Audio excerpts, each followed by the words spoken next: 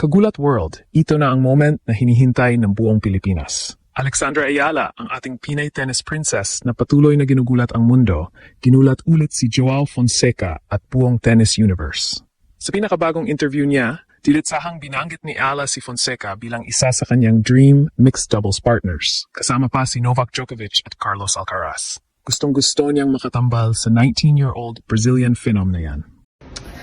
I would love to play mixed doubles, of course, with Novak or Alcaraz, and I think Joao Fonseca is also a good one. I think he's got a good crowd, so I think that would be great.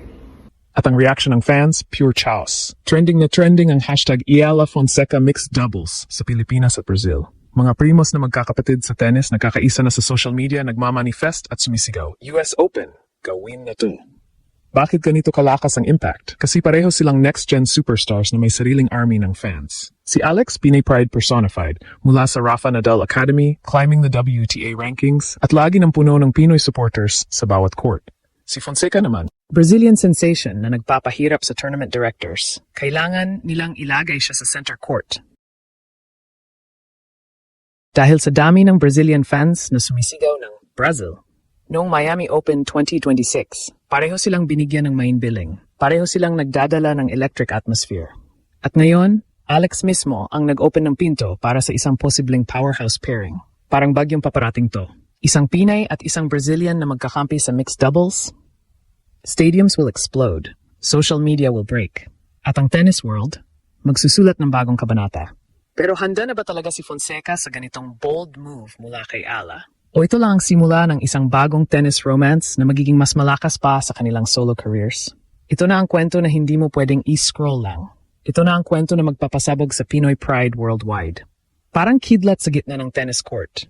Bigla na lang sumabog ang balita na naging instant viral sa buong mundo.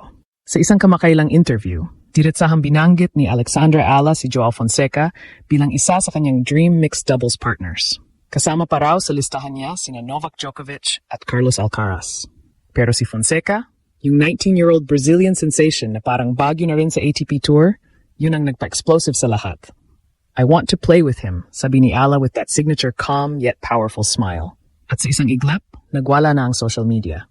Mga Pinoy fans sumisigaw ng manifesting, Brazilian primos nagpo-post ng edits, at ang tennis Twitter, pure chaos. Trending agad ang hashtag Iala Fonseca at Pinay Brazilian Power. Bakit ganito kalakas?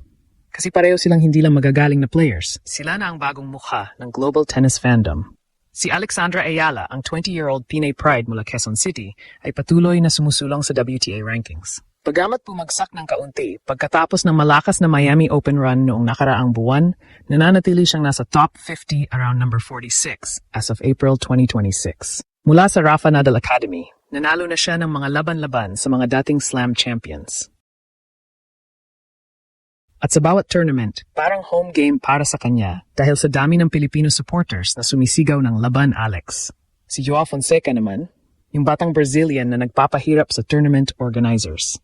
Sa Miami Open 2026, kailangan siyang ilagay sa center court dahil sa sobrang dami ng Brazilian fans na nagdadala ng bandila at sigawan. We're going to need them on center court because they have so many fans worldwide, sabi pa ng tournament director James Blake. Pareho sila ni Ala. Young, charismatic, at may sariling global army.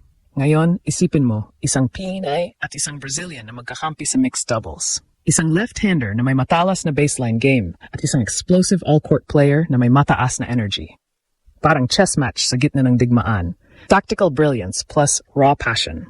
Pero dito pa lang nagsisimula ang tunay na kwento. Si Ala, nakasalukuyang nasa clay season, kamakailan lang naglaro sa Linz at papunta sa Stuttgart, ay bukas sa bagong hamon. Mixed doubles? Hindi siya natatakot. Lagi niyang sinasabi na handa siyang magdala ng Pinoy flag sa mas malalaking stage. At si Fonseca? Yung batang may malaking pangarap na balang araw ay magiging number 1, siguradong mapapaisip din. Ito na ba ang simula ng isang bagong tennis power couple na magiging mas malakas pa sa kanilang solo careers? O ito lang ang unang hakbang sa isang mas malaking kwento, kung saan ang Pinoy Pride at Brazilian Fire ay magsasama para gulatin ang buong tennis world. Cliffhanger, pero may isang malaking tanong na hindi pa nasasagot. Ano ang reaksyon ni Joao Fonseca mismo nang marinig niya ang bold statement ni Alex? At handa na ba ang tennis authorities na bigyan ng espasyo ang ganitong dream pairing sa susunod na Grand Slam? Huwag mag-scroll. At dito na pumapasok ang tunay na emotional injection na nagpapaiyak sa bawat Pinoy. Si Alexandra Ayala habang nasa gitna ng kanyang clay court campaign. Bagong dating mula sa matinding laban sa Linz Open kung saan nakipagsapalaran siya kay Jelena Ostapenko. At ngayon ay papasok sa Stuttgart Open main draw bilang lucky loser replacement, ay hindi tumitigil sa pag-isip ng mas malalaking stage. Hindi lang singles, hindi lang Grand Slam glory para sa sarili, kundi isang bagay na mas malaki pa, pagdadala ng Pinoy pride sa isang global spectacle kasama ang isang kapwa young superstar. I want to play with him ang bold na pahayag niya tungkol kay Joao Fonseca. Kasama pa sina Novak Djokovic at Carlos Alcaraz sa dream list. Parang sinabi niyang, handa na akong lumaban sa pinakamataas na antas at gusto kong gawin ito kasama ang isang katulad ko, isang bagong henerasyon na may sariling legion ng fans.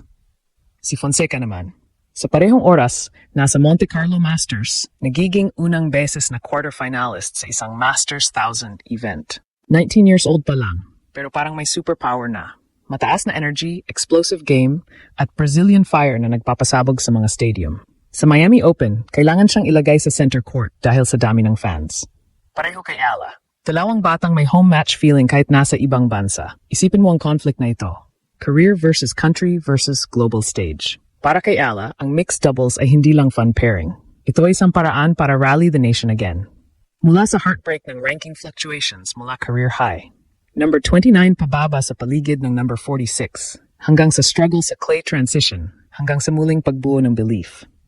Ang bawat punto sa mixed doubles kasama si Fonseca ay magiging parang chess match sa gitna ng digmaan. Lefty precision niya laban sa explosive power ng Brazilian.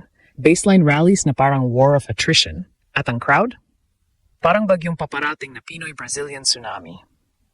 Ang tactical layer, perfect match sila. Si Alex na may matalas na court coverage at calm demeanor. Si Fonseca na may mataas na intensity at forehand na parang missile. Sa hard courts ng US Open, stadiums will shake. Social media will break records. At ang Pinoy fans, mula Quezon City hanggang sa bawat barangay, magiging red wave na sumisigaw ng Laban Alex! Vamos, Joao! Pero dito pa rin ang pinakamalalim na tanong, handa na ba si Fonseca na tanggapin ang challenge na ito? May narinig na ba siyang balita tungkol sa bold statement ni Alex? O ito ang magiging spark na magdadala sa kanila sa isang tunay na partnership? Hindi lang para sa isang tournament, kundi para sa legacy. Ito na ang moment of destiny para sa dalawang young guns. Isang Pinay na patuloy nagpapatunay na kaya ng Pilipinas sa world stage. Isang Brazilian na nagiging simbolo ng bagong henerasyon sa Latin tennis. Future stakes? Kung magkakatotoo ito, hindi lang sila magiging mixed doubles pair. Magiging simbolo sila ng tennis na hindi na dominated ng mga dating giants, kundi ng bagong energy mula sa buong mundo. At para sa Pilipinas, ito na ang susunod na kabanata sa Grand Slam Dream. Mula heartbreak, struggle, belief, hanggang legacy. Pero handa na ba talaga ang tennis world para sa ganitong electric crossover?